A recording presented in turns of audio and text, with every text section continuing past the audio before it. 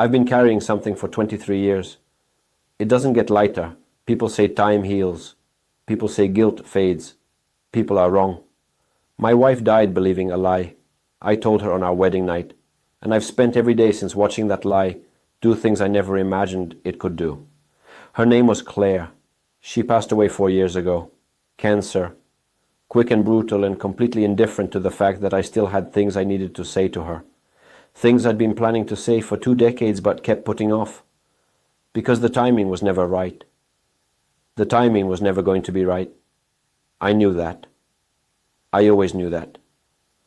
But I told myself the story anyway. Tomorrow, next month, when things settle down, when the kids are older, when she's stronger, when I'm braver. I ran out of tomorrows. She died on a Tuesday afternoon, holding my hand, looking at me with those green eyes that had always seen the best version of me. The version I'd been performing for 23 years. Her last words were, "I'm so grateful it was you." And I smiled. I held her hand tighter. I told her I loved her. And I let her die without knowing who I really was.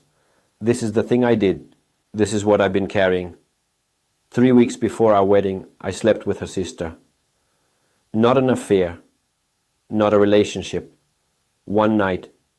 One catastrophic, unforgivable night that I've never spoken about to anyone until right now. Her sister's name was Diane. She was Claire's maid of honor. She was also, I learned too late, deeply in love with me. I didn't know. Or maybe I did, and I chose not to see it. Diane had been part of our lives since Claire and I started dating. She was always around, always helpful, always the one who remembered birthdays and organized dinners and made sure everyone was taken care of. I thought she was just being a good sister. I thought her kindness to me was an extension of her love for Claire. I was either blind or stupid. Probably both. The night it happened, Claire was away. Final dress fitting in another city, staying with a cousin. I was home alone, stressed about the wedding, stressed about work, stressed about the 1,000 small decisions that had been piling up for months. Diane came over to drop off some wedding favors. She stayed for a drink, then another. Then we were sitting on the sofa, too close, and she was crying about something I can't even remember now, and I was comforting her. And then I could give you excuses. I could tell you I was drunk. I could tell you she initiated it. I could tell you I was confused and overwhelmed and not thinking clearly. All of that would be true. None of it would matter. I made a choice. I could have stopped. I didn't. And then it was over. And Diane was looking at me like I'd just confirmed something she'd been hoping for years. And I realized what I'd done. I told her it was a mistake. I told her it could never happen again. I told her I was marrying Claire in 3 weeks, and nothing had changed. Everything changed. Diane didn't cry, didn't argue. She just looked at me with this expression I've never forgotten. Like I'd handed her something precious, and then immediately smashed it on the floor. She left without saying goodbye, and I sat alone in my flat, in the dark, and I made the second choice. The one that would define the next 23 years of my life. I decided not to tell Claire. I told myself it was to protect her, to protect the wedding, to protect what we had. I told myself that confessing would be selfish, that I'd be unburdening myself at her expense, that the kind thing was to carry the weight alone. But that wasn't why. I didn't tell her because I was terrified of losing her, because I couldn't stand the thought of seeing disappointment in her eyes, because I wanted the life we'd planned, and I wasn't willing to let one night take it away, so I buried it, deep. And I married her 3 weeks later with a smile on my face and a secret in my chest. The wedding was beautiful. Everyone said so. Claire was radiant. Her parents cried. My parents cried. Diane stood beside her sister, held her bouquet, gave a speech about how lucky Claire was to have found someone so devoted. I stood there and listened, and felt something inside me turn to stone. The first year was the hardest. Every time Claire mentioned Diane, I flinched. Every family dinner, every holiday, every casual phone call. I was watching, waiting, terrified that Diane would say something, that she'd crack under the pressure of the secret we shared. She didn't. She was flawless. Whatever she felt about me, about us, about what had happened, she buried it even deeper than I had. But something changed between us, between Diane and me. We stopped being comfortable around each other. The easy friendship we'd had before was gone, replaced by this careful, measured politeness that neither of us acknowledged. Claire noticed. She asked me once, early in our marriage, if something had happened between me and Diane. She said we seemed different, distant. My heart stopped. I remember exactly where we were standing. In the kitchen, morning light through the window, coffee pot half full. I told her no. I said I'd been stressed with work. I said Diane was probably adjusting to having her sister married. I said it was nothing.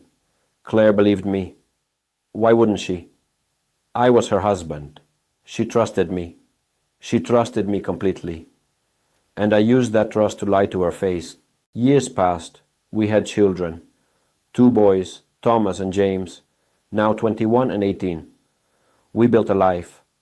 A good life, by every measure that matters. House in the suburbs. Stable careers. Family holidays. The whole picture. And underneath it all, the guilt sat like a stone at the bottom of a lake. Invisible from the surface, but always there. Diane got married 5 years after we did. A man named Robert, solid and kind and completely unaware of the history between his wife and his brother-in-law. They had kids. We had kids. Our families intertwined the way families do. And every Christmas, every birthday, every summer barbecue, I sat across from Diane and felt the weight of what we'd done pressing down on me. She never brought it up, not once. For 23 years, we performed a kind of silent agreement. Pretend it never happened. Protect Claire. Protect the families. Take it to our graves. I thought I could do that. I was wrong. Claire got sick 7 years ago. Breast cancer, caught early, treated aggressively. She went into remission. We celebrated. We thought we'd won. We hadn't. It came back 3 years later. Different. Worse. The doctors used words like metastatic and palliative and comfortable. I understood what they meant. I just couldn't accept it. She had maybe a year, they said, maybe less. And suddenly, all those tomorrows I'd been saving up were disappearing. Every day that passed was one fewer day I had to tell her the truth. I started writing letters, dozens of them. Confessions I would never send. I'd sit in my home office late at night while Claire slept, and I'd pour out everything I'd been holding for 2 decades. I never finished a single one. I'd get halfway through, and I'd imagine her reading it, imagine her face changing, and I'd delete the whole thing. I couldn't do it. Even then, even with time running out, I told myself I was protecting her from pain. What was the point of telling a dying woman that her husband had betrayed her? What would it accomplish except to ruin her final months? But the truth was simpler and uglier. I was still afraid. After everything, after 23 years of marriage, 2 children, a life built together, I was still terrified of losing her. Not to death, to disappointment. I couldn't stand the thought of her dying while angry at me, while seeing me as someone other than who she believed I was. So I kept the lie going, right up until the end. Claire died at 3:47 in the afternoon on a grey Tuesday in March. I was holding her hand. Thomas was on her other side. James was at the foot of the bed, crying silently. She looked at me. She smiled. She said, "I'm so grateful it was you." And I felt something break inside me that has never healed. After the funeral, after the flowers and the casseroles and the well-meaning friends who didn't know what to say, I went to see Diane. I didn't plan it. I just got in the car and drove to her house. And before I knew what I was doing, I was standing on her doorstep, knocking on her door. Robert wasn't home. The kids were at school. It was just her. She looked at me and I saw something flash across her face. Not surprise, more like recognition. Like she'd been expecting this for 23 years. I said, "She's gone, and she never knew." Diane didn't respond. She just stepped aside and let me in. We sat in her kitchen, same layout as ours somehow, same morning light through the window. I told her everything, how the guilt had been eating me alive, how I'd almost confessed 100 times, how I'd let Claire die believing a lie because I was too much of a coward to give her the truth. Diane listened. She didn't interrupt. She just sat there, hands folded on the table, face unreadable. When I finished, she was quiet for a long time. Then she said, "I've been waiting for you to crack for 23 years. I didn't think it would take you this long." I didn't understand what she meant. Not at first.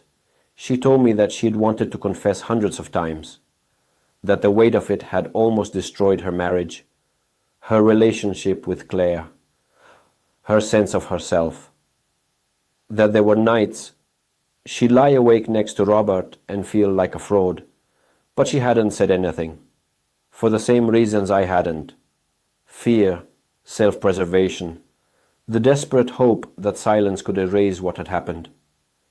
She said, "We didn't protect Claire, Marcus. We protected ourselves, and we let her die without knowing who she'd married." Those words hit me like a physical blow, because she was right. Every justification I'd built over 23 years crumbled in that moment.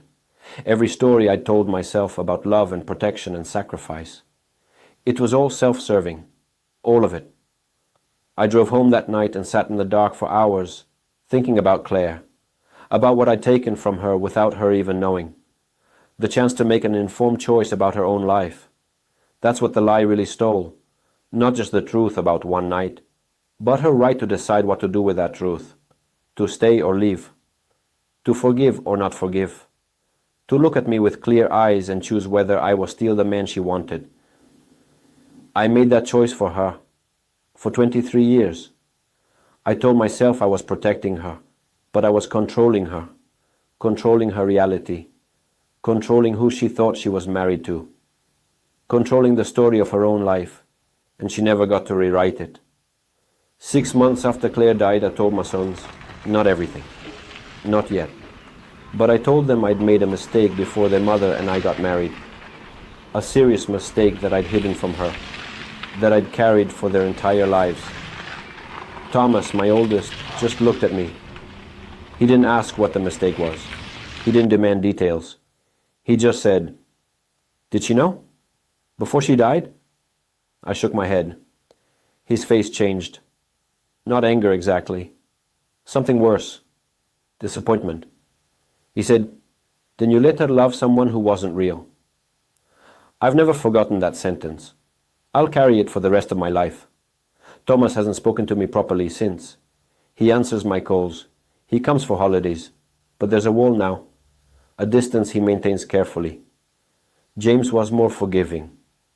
Or maybe just more confused. He asked questions. He wanted to understand. He eventually said he needed time. 2 years later, he still needs time. I see Diane occasionally now, not often. But there's a strange kind of peace between us, the peace of two people who finally stopped pretending. She told me last year that she's thinking about telling Robert, about being honest before it's too late, about not making the same mistake I made. I don't know if she will. I hope she does, for his sake more than hers. Because here's what I've learned, the thing I wish I'd understood 23 years ago. The lie doesn't protect anyone, it just delays the damage, and the longer you wait, the more it costs. I thought guilt would fade, I thought time would soften the edges, I thought I could bury it deep enough that it would never touch the surface of my life. But guilt doesn't fade, it compounds. Every year, every happy memory, every moment of love, the guilt attaches itself to all of it, until you can't remember a single moment of your marriage without also remembering the lie. Claire and I had a good life, I believe that. Despite everything, I believe there was real love between us, but it wasn't complete. It wasn't honest. She loved a version of me that I created, a performance I maintained so perfectly, that even I started to believe it. And when she died, that version of me died with her. What's left is just this: a 52-year-old man sitting alone in a house full of memories, finally telling the truth to no one who can forgive him for it. I don't know what comes next. I know my sons will probably never look at me the same way. I know my relationship with them has been permanently altered by a choice I made before they were born. I know Claire died without knowing who I really was, and I can never fix that. Some things you break, and they stay broken. But I also know this: the guilt didn't let me go because it was never supposed to. It was a signal, a message I spent 23 years refusing to read, telling me that something was wrong, that I'd built my life on a fractured foundation. I could have listened, I could have confessed, I could have given Claire the truth and let her decide what to do with it. I chose not to, and now I live with that choice. Not as punishment, not as justice, just as reality. This is who I am. This is what I did. This is what it cost. I thought I could live with the guilt. I couldn't. None of us can. We just get better at pretending.